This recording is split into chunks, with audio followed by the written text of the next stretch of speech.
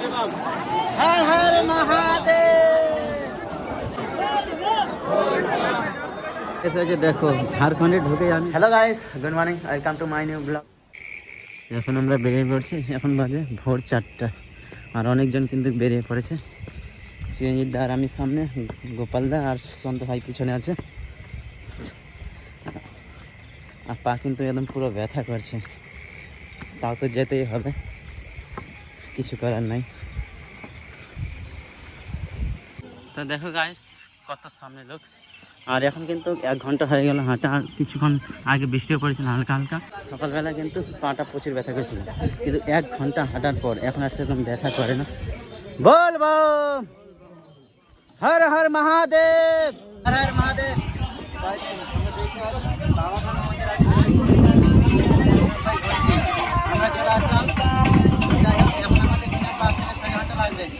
हर हर महादेव।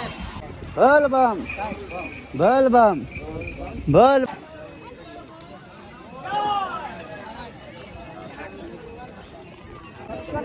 हर हर महादेव। এখানে এখন আমাদের একটা নদী পার হয়ে যেতে হবে। আর দেখো কত লোক এখানে। बोल बम बोल बम, हर हर महादेव।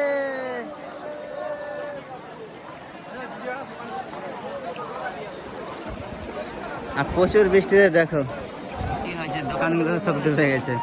এখানে এই সাইডে দোকানগুলো পুরো একদম ডুবে গেছে, এত বৃষ্টি হয়েছে কালকে। আর আমাদের মিনিমাম কালকে 1.5 ঘন্টা ধরে বৃষ্টিতে হাঁটতে হয়েছিল। আজকেও সকালে বৃষ্টি পড়েছিল কিন্তু হালকা। হর হর মহাদেব। আরে যে এগুলো ক্যামেরা, কেউ যদি ছবি তুলো তো সঙ্গে সঙ্গে ওয়াশ করে দেবে।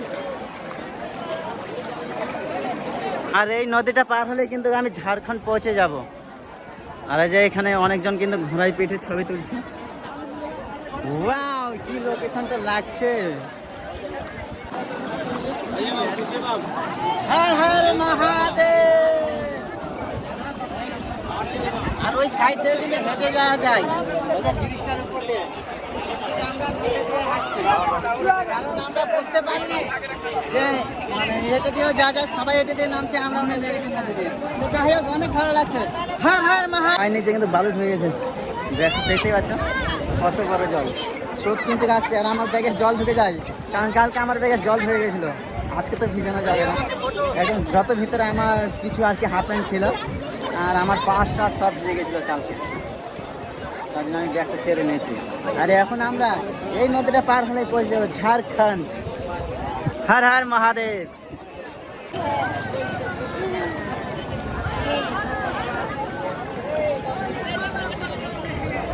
আর আজকে মনে হবে আমরা গোটা রাস্তা বৃষ্টিতে ভিজতে ভিজতে যাবো।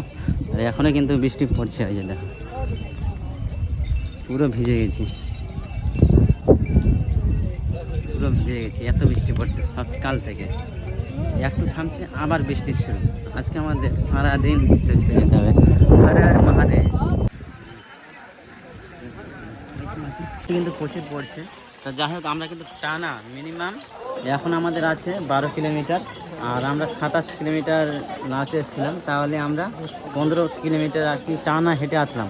আর এখন আর কি এখানে রেস্ট করব, কিছু হয়তো ফলমূল খাবো, তারপর টানা একেবারে মন্দিরে। কত ঘন্টা বললে? 93, আমরা 98। ওই যে এখানে রেস্ট নিচ্ছে, ঠিক আছে? তোরা চলে আয় 98 ঘন্টাতে। এখানে একটা রেস্ট নেবো, খাওয়া দাওয়া করবো, টয়লেট ফয়লেট। ডোজ মার। ঠিক আছে আয়। আর আমি কিন্তু চলে এসেছি, আর গোপাল দা আর সুশান্ত ভাই ওরা 93 ঘন্টা, মানে হচ্ছে মিনিমাম আমরা 98 যেতে হয় 5, তারা 5 কিলোমিটার আগে আছে, 5 কিলোমিটার পিছনে আছে। ওগুলো খেয়ে আমাদের আছে সারাদিন থাকতে হবে।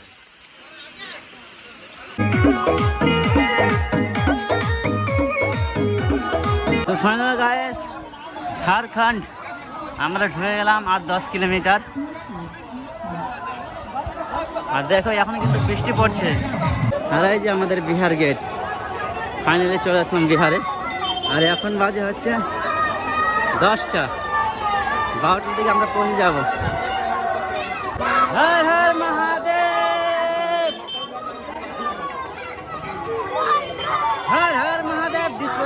পাচ্ছ এসে দেখো ঝাড়খণ্ডে ঢুকে আমি দেখো আমাদের মহাপ্রভু মহাদেবের কতটা অবতার এখানে তুলে ধরেছে। ফাইনালি গাইস আর 1 কিলোমিটার হলেই আমরা লাইনে চলে যাব। আর এখানে ট্রাফিক পড়ে গেছে দেখতে পাচ্ছ, এটা মেন রোড। আর দেখো কতগুলো লাইন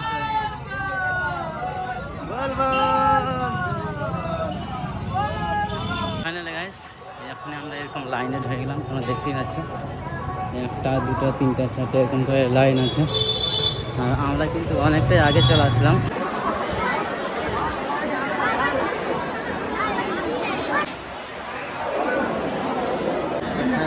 এখন আমরা আগে লাইনে চলে আসছি, 2 লাইন মিলে সামনে বসে আছি। মানে এখন এখানে এসে বসলাম, এখন বহুত দেরি হবে এখানে বহুত।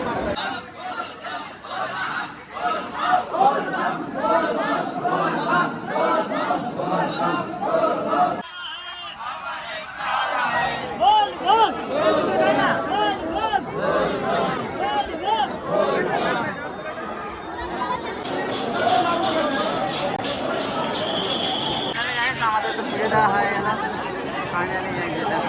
এটা যে শিখ আর এটা যে পার্বতী।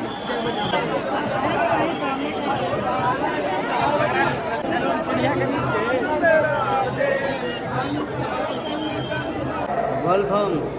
আমরা তো পূজা দিয়ে এখন আমরা চলে আসলাম প্ল্যাটফর্মে।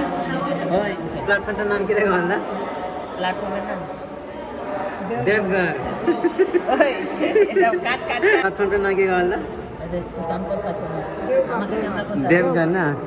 তো আমরা তো পুজো দিয়ে চলে আসলাম। আমার মানে শরীরের অবস্থা প্লাস পায়ের অবস্থা পুরো খারাপ হয়ে গেছে। আর এখান থেকে তারপর আমরা যাবো রামপুর স্টেশনে। তারপরে এখান থেকে যাবো মালদা। মানে 2টো ট্রেন আমাকে মানে চেঞ্জ করতে হবে। আর এরকম করে কিন্তু সবাই ঘুমিয়ে পড়েছে, আমরা ঘুমিয়ে পড়বো। Good night, tata.